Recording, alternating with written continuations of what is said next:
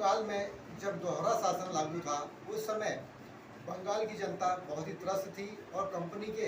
अधिकारी कर्मचारी स्वयं निजी व्यापार भी करते थे और वे तो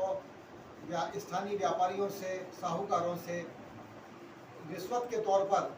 विभिन्न उपहार भी लेते थे और कुशासन इतना बढ़ गया था कि उन्होंने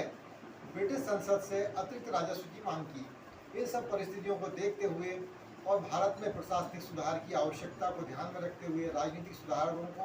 दृष्टिगत रखते हुए और एक केंद्रीय प्रशासन किस प्रकार होगा, इन सब बातों को ध्यान में रखते हुए ब्रिटिश संसद ने सन 1773 में रेगुलेटिंग एक्ट, जिसे विनियमन अधिनियम 1773 के नाम से भी हम जानते हैं, यह लागू किया। और उस समय वारेन हेस्टिंग्स जो बंगाल के गवर्नर थे, उन्हें गवर्नर जनरल के पद पर पदोन्नत किया और बंगाल का जो गवर्नर जनरल था उसके अधीन मद्रास गवर्नर और बंगाल गवर्नर को किया गया। रेगुलेटिंग एक्ट के मुख्य उद्देश्य यही थे और इसके अंतर्गत भारत में बंगाल का जो गवर्नर है उसे तो सर्वोच्चता मिली और यहाँ पर कंपनी के कर्मचारियों के निजी व्यापार पर रोक लगाई गई। यहाँ पर न्यायिक व्यवस्था उसको है तो यहाँ पर सुधारा गया और उसमें हिंदू मुस्लिमों के जो कानून थे अलग अलग, उन्हें उनका सार संकलन किया गया और सन 1774 में फोर्ट विलियम में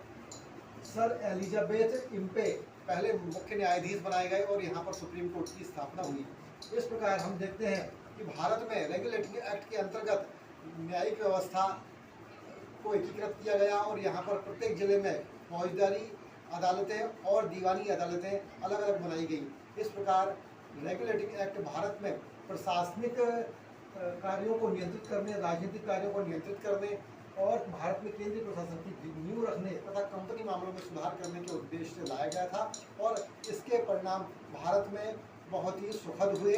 ब्रिटिश शासन के लिए। और ब्रिटिश शासन भारत में जड़े जमाने में मजबूत हुआ। यदि आपको हमारा वीडियो पसंद आता है तो आप लाइक करें, शेयर करें, कमेंट्स करें और हमारे चैनल को सब्सक्राइब करें। Thank you.